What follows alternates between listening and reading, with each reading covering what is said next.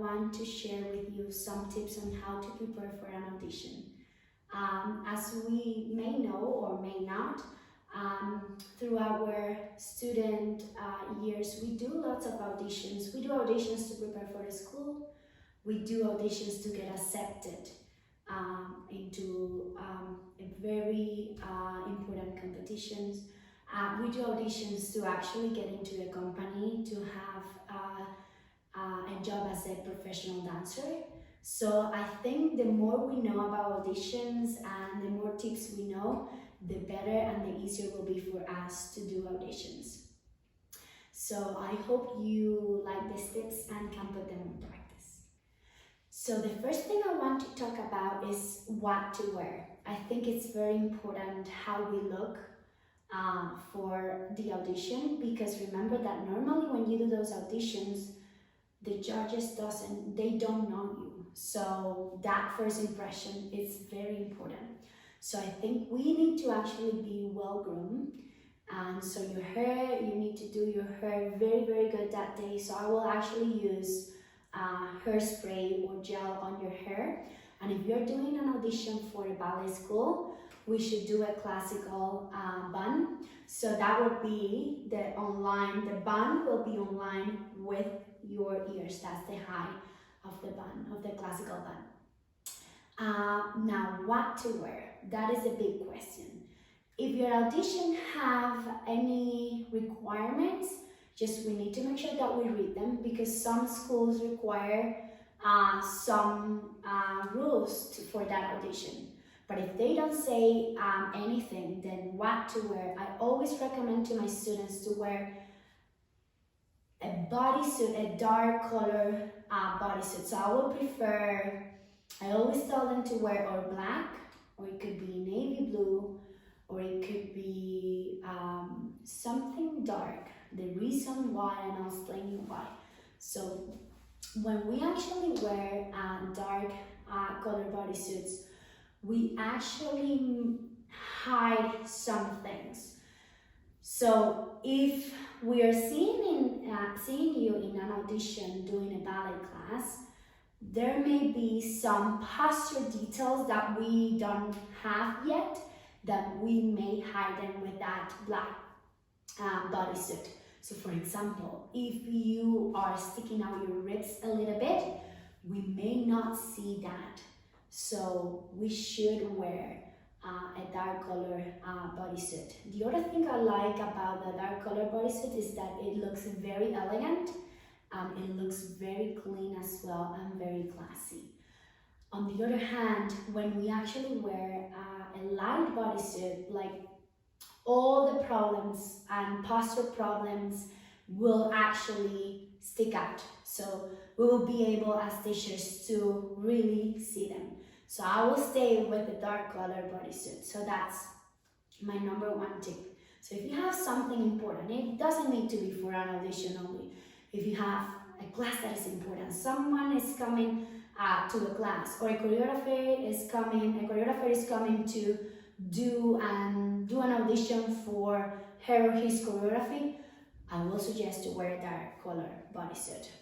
Now, what style? So we don't want to do a bodysuit that is too crazy and that have like asymmetrical lines. We want to have one that have more symmetric lines. So that way it looks clean, it looks neat, and it's simple. We want to go always for a simple bodysuit as well, like a simple style. I like and I love all the students that wear like long sleeve bodysuit, because that will suit well your arms. So the position of your arms will look better.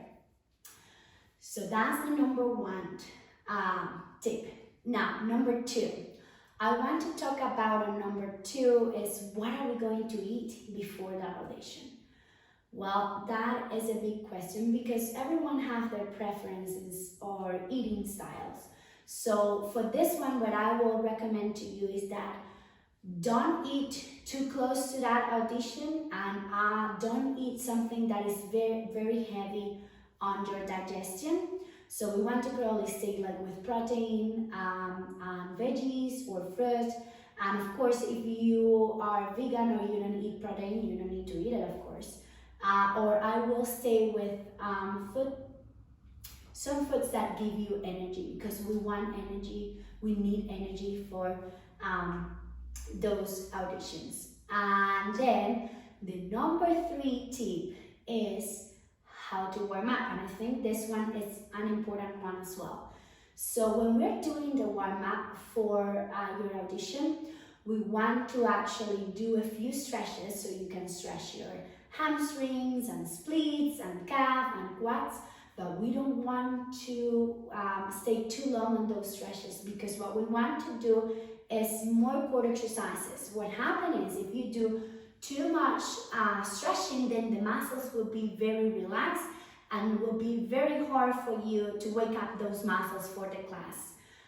So we do stretches, but just a little bit, and then more core exercises. So I will do more abdominals and exercises, planks that actually work on core exercises, and you will choose the ones that suit you the best. So for example, every dancer is different. For me, it was very important to actually have my back engaged and work on my back, and my abdominals engaged, and a couple grand back mounts. When I did auditions, after my warm-up, I actually did a ballet bar. So I did about like 5 to 6 exercises. At the bar, I choreographed myself those exercises, so you can actually take the class, the regular ballet class that you're doing, or the regular warm-up that you have, and you can actually do it after, because then you will be very warm. We want to be very, very warm for the audition, so that way we can show our best. So that's the other one. Now, the last one. It is very normal to feel a little bit nervous before an audition, because of course you want to do your best.